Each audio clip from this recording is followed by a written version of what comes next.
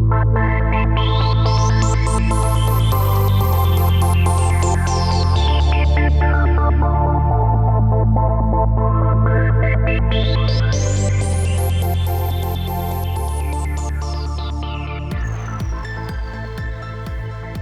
is Seeking Delphi, episode number 43, The Future of Work 2050, with Jerome Glenn. I'm Mark Sackler. The future lives here. Few subjects occupy the minds of futurists these days more than automation and its effects on the future of work. Various forms of automation, robotics, and artificial intelligence are changing the world of work and threatening to render millions or perhaps billions of jobs obsolete. A general shutdown of much of the world's economy during the current pandemic crisis only accentuates the issues. Things like automation and remote work are the only things keeping many businesses going. Ever at the forefront of major global issues, the Millennium Project has issued a far-reaching report looking at the possibilities for a greatly altered world of work between now and the year 2050. Millennium Project Executive Director Jerome Glenn spoke to me recently to discuss the findings. It's my pleasure, as always, to welcome back Jerome Glenn, Executive Director of the Millennium Project. Jerry, thanks for joining me. It's nice to be here. The purpose of your report, it's entitled Work Technology 2050 Scenarios and Actions. What exactly is the purpose and what went into its making? Well, its purpose is to broaden and deepen and make more global the discussion about the future of work and technology. We did about, half a year or a year's worth of reading everybody else's studies. And there few were really looking at the global situation. It was basically people looking at their own country, one industry, and maybe 5 years.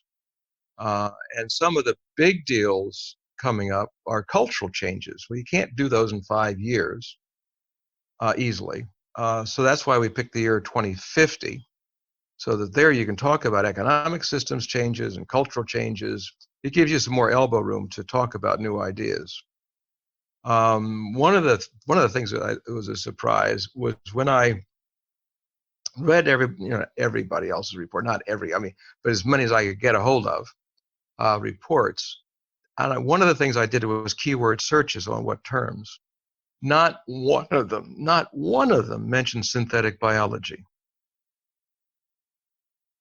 I mean, that's amazing. When you think about the future of the next 25, 30 years, most futurists I know think that synthetic biology and genetic engineering and a lot of these new industries and activities are going to be gigantic. And that wasn't mentioned at all. So the purpose was to broaden it, deepen it, make it more global, long range, to open up a conversation, because in the study we also did workshops around the world. So we really helped to change the conversation. Synthetic biology and genetic editing is interesting, and I'm going to get to that again toward the end of our talk here. But in the introduction to the report, the very introduction, you bring up a very controversial issue, and that is, of course, in the past, when new technologies killed off entire old industries, they usually created at least as many jobs, if not more, in new industries. But It may be very different this time. Why is that? Now, in there, I think I ticked off something like 7 reasons. I might not remember every reason, but like one, of course, is the speed of change. Driving down the road at 25 miles an hour is not the same as driving down the road at 250 miles an hour. It makes a difference. Speed by itself makes a difference. 2, the interdependencies of things. Now, I'm holding a telephone, which is also a flashlight, which is also a calendar, the whole 9 yards. The integration of technologies is far faster and far more fully integrated than before. So the manufacturers of flashlights are knocked out. Manufacturers of catalogs are knocked out. The manufacturers of cameras are knocked out, etc. So here's this one little device taking all these, in a sense, jobs away, and we just take it for granted. So the integration of technology is another factor. The third one is when you add in AI,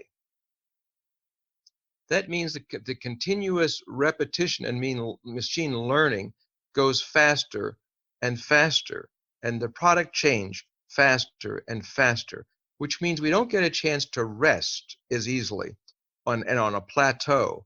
So, for example, I had a laptop in 1992. That's quite a few years ago. And I still have a laptop today, although it's not working because that's why I'm using this little device. The laptop looks similar to what it did back in 1992. Obviously, it's got a lot more capability than it had in 92, but I got used to the idea of carrying around. So culture had a chance to adjust to the new technology. But if the technological change is so fast, we don't have a chance to adjust culturally and socially to the technology because it keeps changing. We constantly learning new this and new that, and this is just a constant deluge. That's a problem coming up. And another one is that when we went from the industrial age to the information age, we really did not have yet the internet. The internet was part of that change. But now we have the internet, and more than half the world is attached to it, which means that half the world can have instantaneous technological upgraded transfer information without errors. A lot of times, like for example, when I was helping countries get packet switching, which was the backbone for internet in the third world, I might make a mistake. I might, write down something wrong, or I might make some sort of mistake as I travel from one place to another. But when you have an instantaneous transfer, and you have now a global platform for training, you don't have errors. And the reduction of errors is a big change as well. So there are some more ones I listed, I'm sure, in the introduction. But this gives you a flavor that this is different than before. It's not only a matter of kind, but also a matter of degree.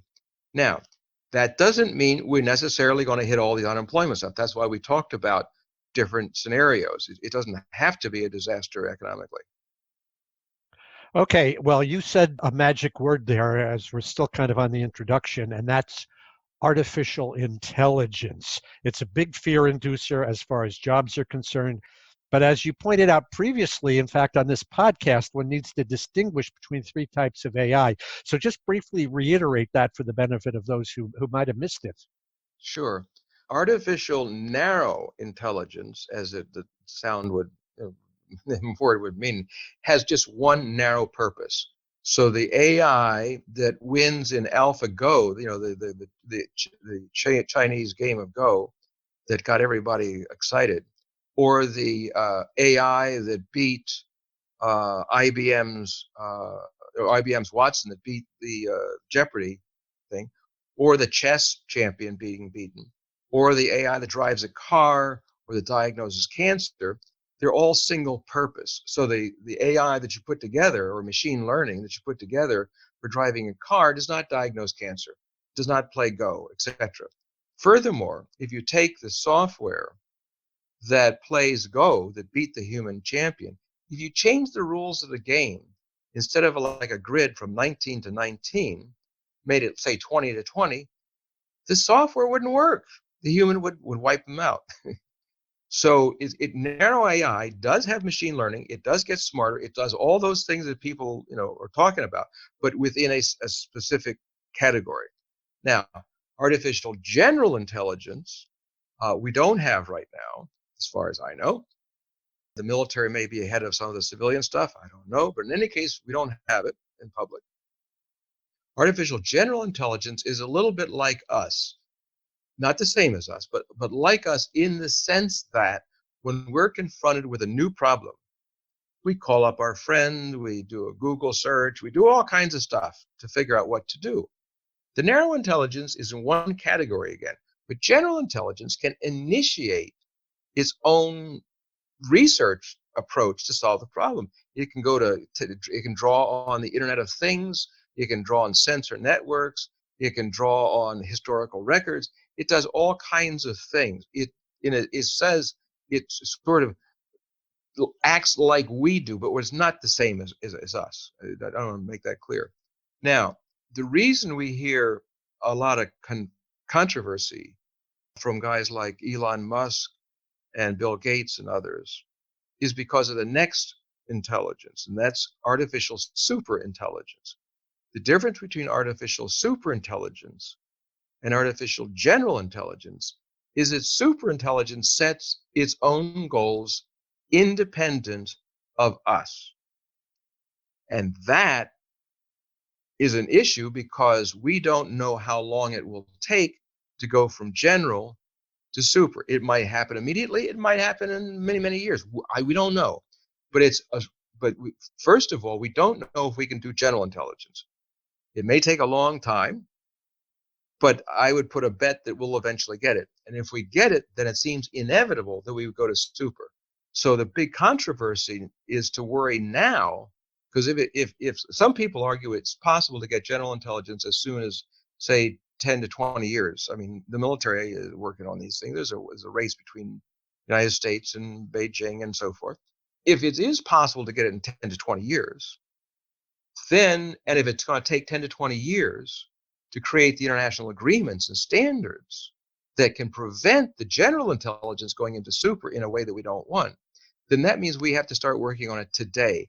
And that's another reason, one of the things that came up in our study is that we have to come up with rules, regulations, audits, treaties, international governance systems in anticipation of artificial general intelligence. Because if we hit it and it slides into super before we're ready, then the warnings of the science fiction writers will come to pass. Well, indeed, I know also that there is some efforts in that regard. IEEE issued their guidelines for the ethics of autonomous system. To what extent that's going to be looked at, particularly by governments, is another issue. But let's move on to the actual scenarios here, because there are two major parts to the report. And the first one are three different scenarios for what the work outlook is for 2050. To me, as a futurist, these three scenarios look very much like a baseline scenario, a collapse scenario, and a preferred scenario. But let's take them one at a time, starting with the first one entitled "It's Complicated, a Mixed Bag." That kind of strikes me as maybe a baseline scenario, but also I also think, if just my reaction to that title is, any future where we're all still working and functioning as a society is going to be complicated, and probably more complicated Right. than we are today. But tell us about that scenario and what its findings were.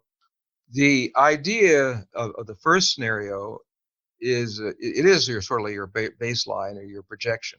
Now, a projection in a rapid accelerating rate of change doesn't mean that 2050 looks like today. It's still a whole lot of change. A lot of different stuff happens.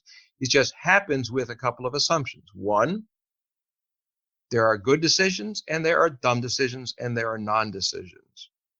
Two, as I mentioned, I was involved in the internet early days, spreading around the world, and it was very uneven how it spread and how it was used.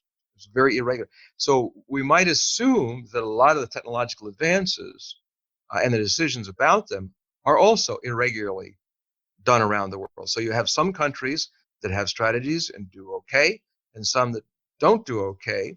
And so you got migrations. You get people where you have environmental impacts, where you have political failed states, and then you have high unemployment rates, and then you have loss of jobs or jobs that would have been created as they grow but didn't get there. Then you have a bunch of mass migrations at various points. So it's a mixed bag. There's some wonderful things going on in scenario one, but there's a lot of turmoil in there. Secondly, corporations are getting larger and stronger. And so again, so if it's a trend projection, then you have to assume that they continue to get larger and stronger. Well, this would mean that corporations have moved beyond government control in many cases, not always, but in many cases. One of the classic things I think about in this transition is a painting of Napoleon when he was made an emperor. And the normal thing is the religious leader hands, anoints them and gives them the crown. And Napoleon, in this painting, grabs the crown out of the religious leader's hands, puts it on his own head. That's sort of like the transition. You still have religion, but the power moves to the nation state. And now a lot of the power is moving from the nation state to the corporations.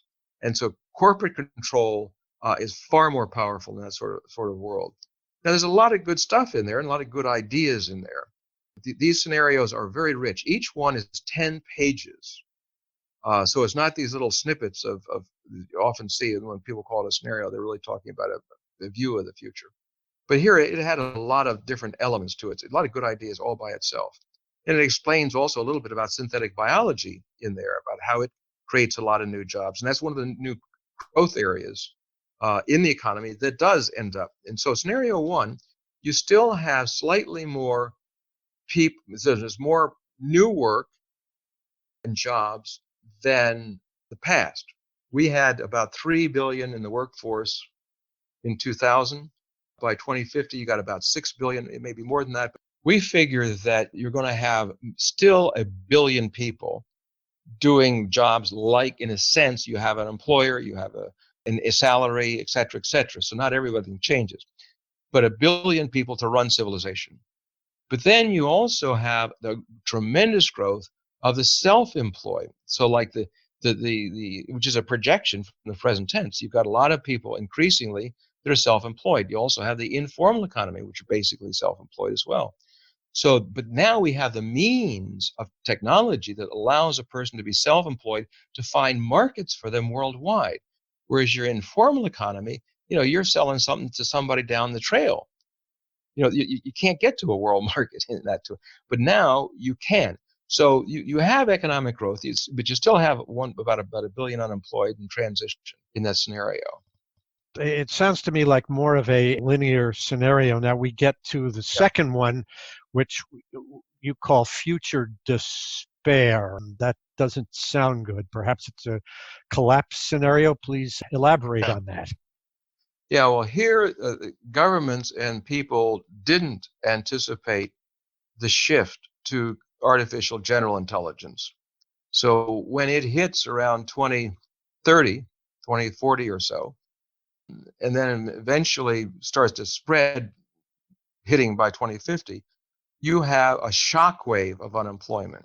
When you have narrow intelligence, and let's say getting rid of truck drivers, but you can prepare for it. Not all the truck drivers are going to be automated in one day.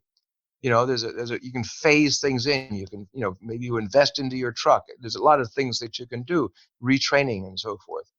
Whereas when you hit general intelligence, it hits across many different fields simultaneously.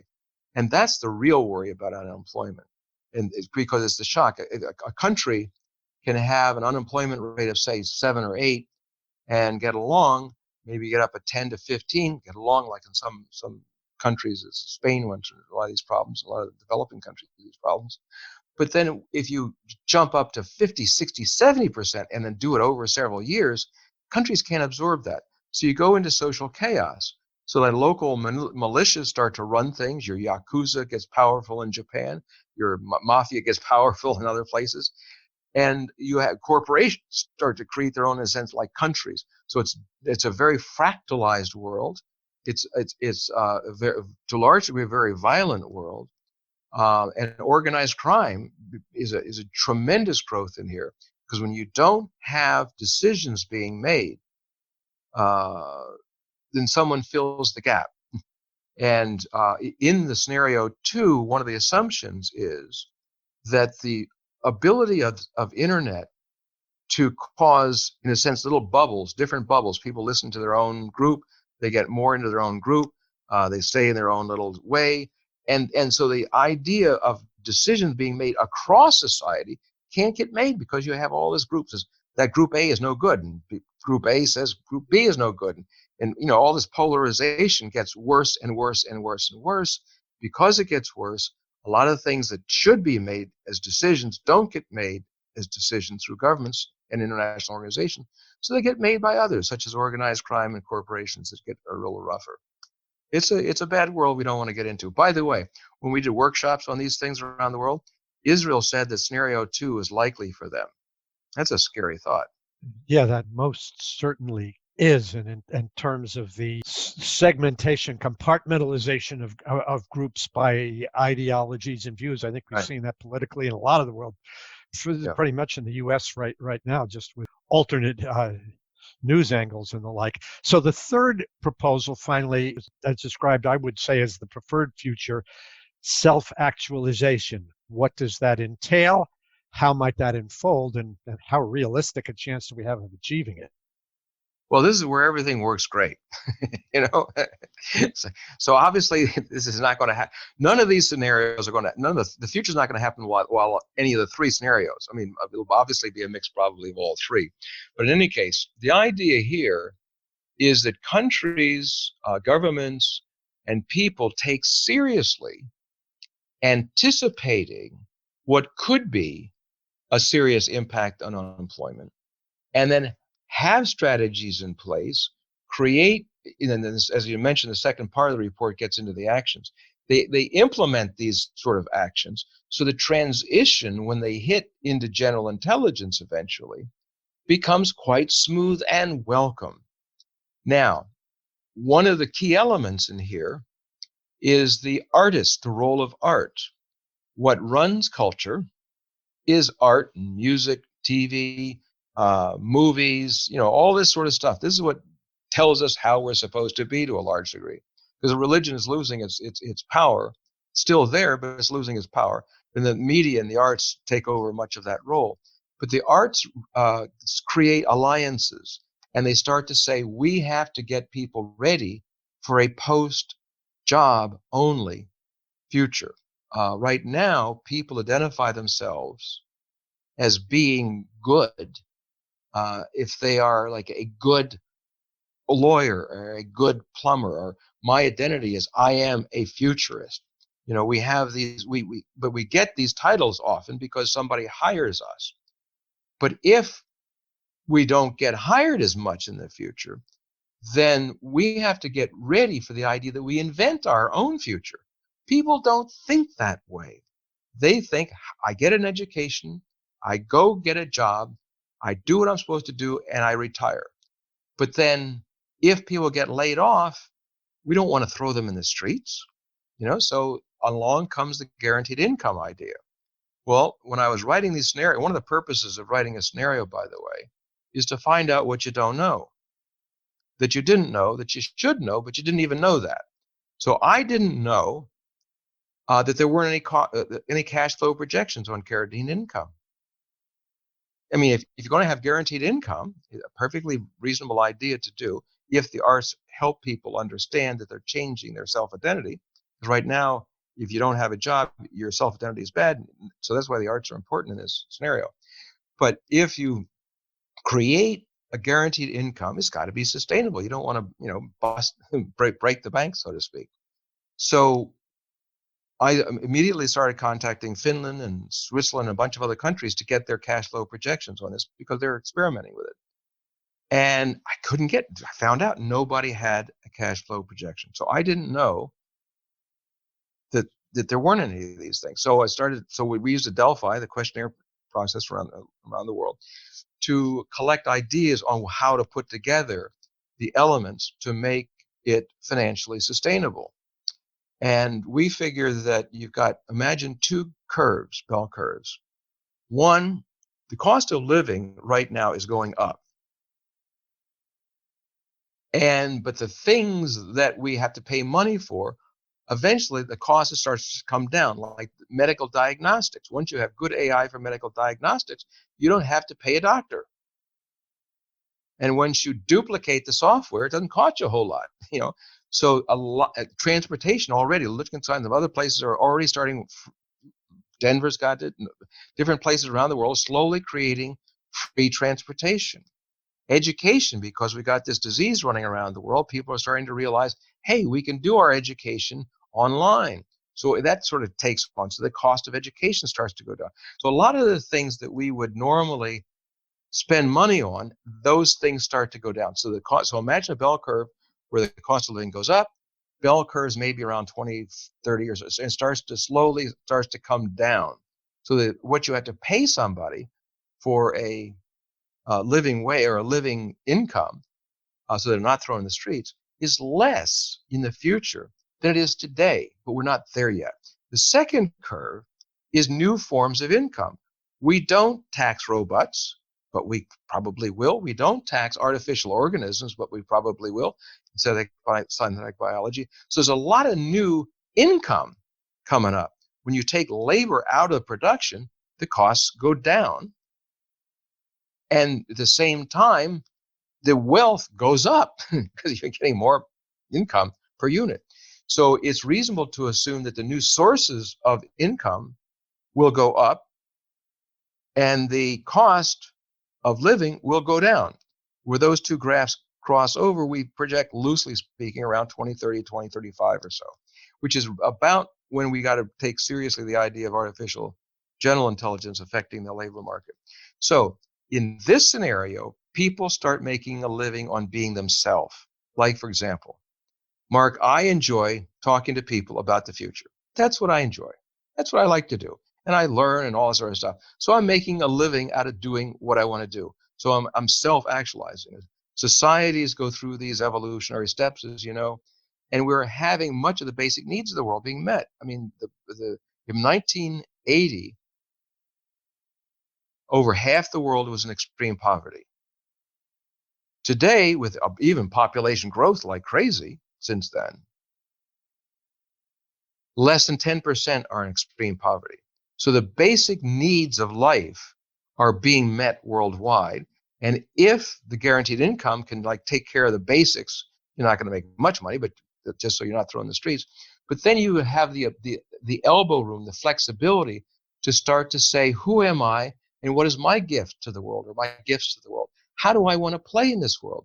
With a guaranteed income, you've got that flexibility. So then you can actually make new income. So it's not that people are going to be poor.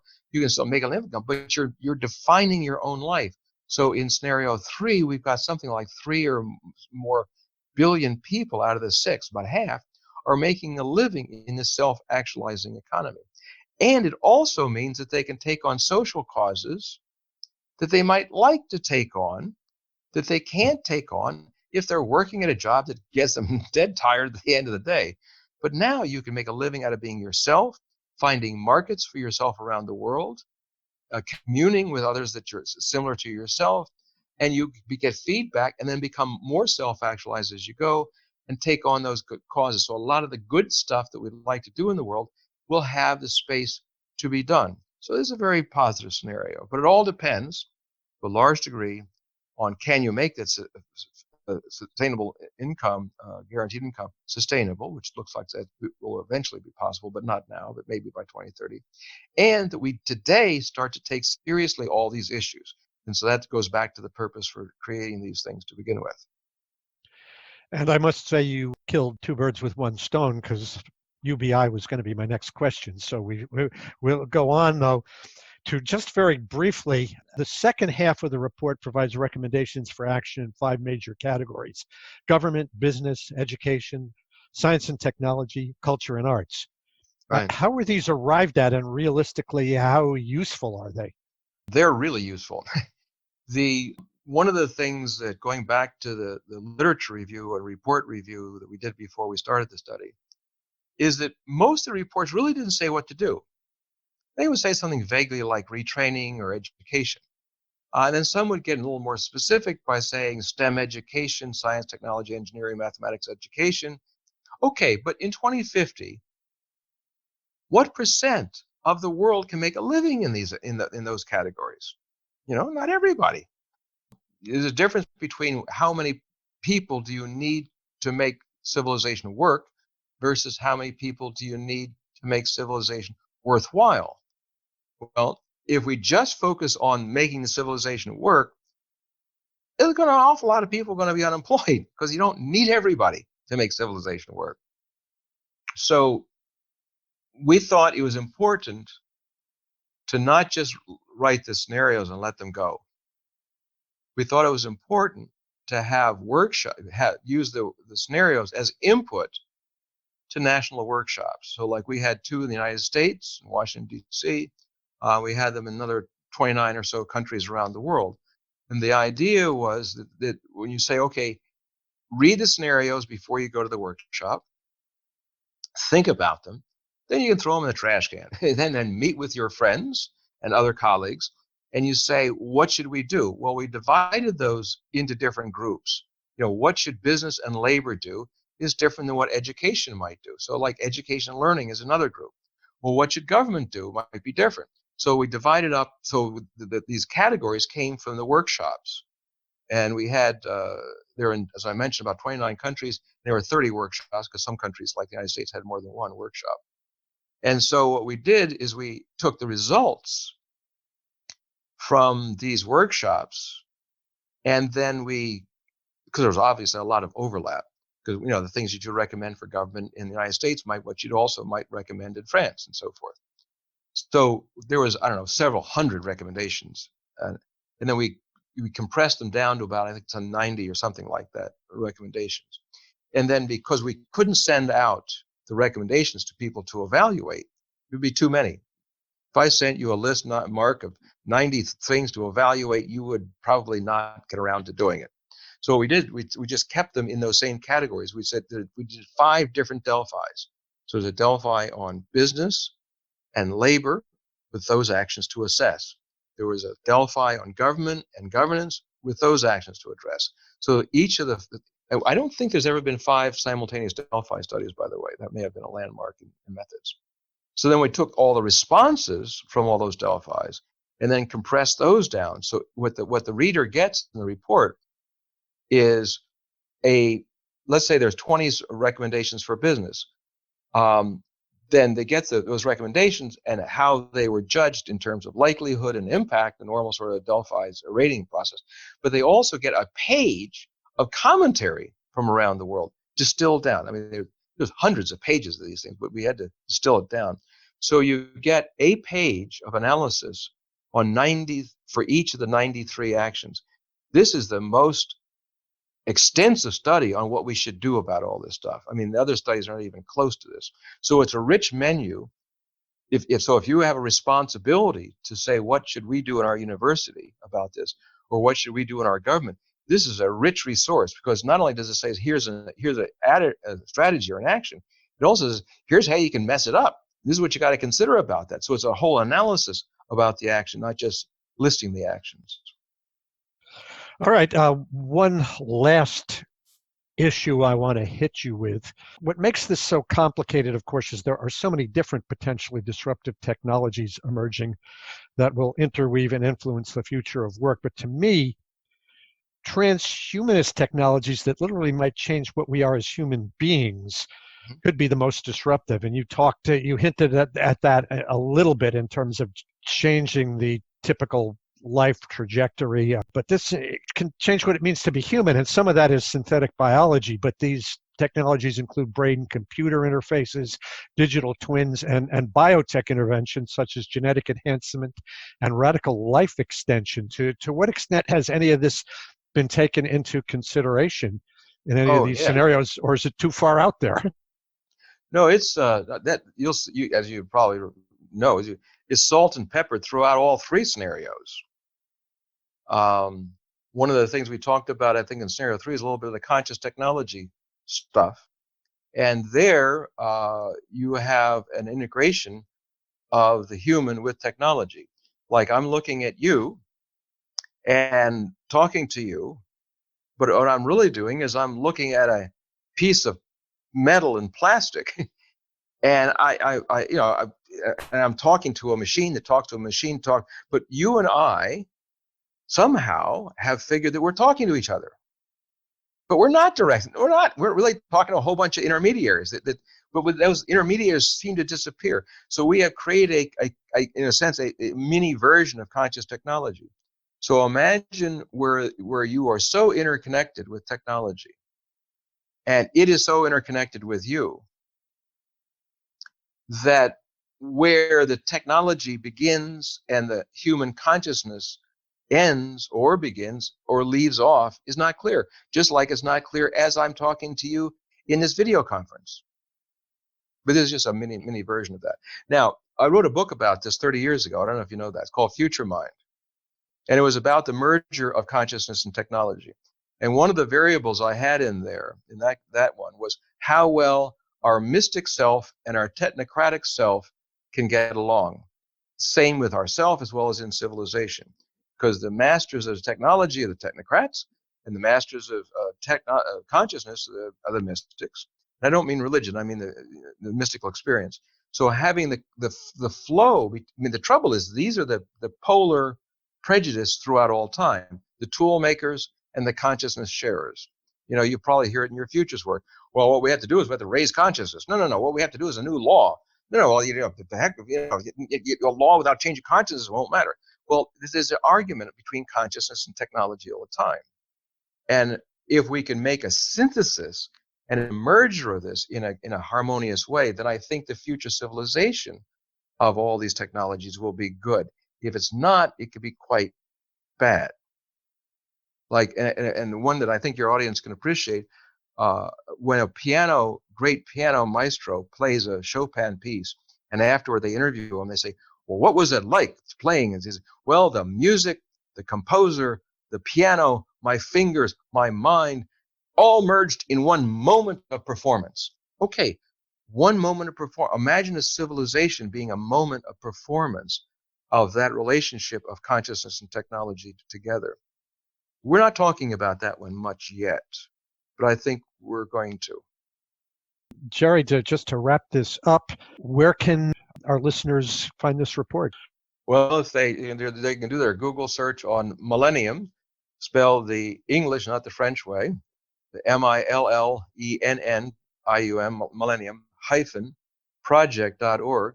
You go there, and it'll give you all the information you want. Okay, and I'll actually throw a link to that on the webpage for this podcast. So again, I thank you as always for your great insights, and look forward to the next time we have a chance to chat.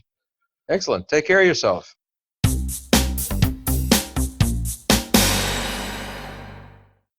Of course, none of these scenarios anticipated the black swan that is COVID-19. And even if the world of work and the global economy with it emerge with minimal long-term damage, the world has been forever changed. This underscores why futurists prefer scenarios to firm predictions. There are just too many possible futures. Links to the report and the Millennium Project homepage are available on the webpage for this podcast at www.seekingdelphi.com. And you can subscribe to this program on Apple Podcast, Player FM, and YouTube, and follow us on Facebook and Twitter. My technical assistant is Mohammed Maroof. Until next time, I'm Mark Sackler.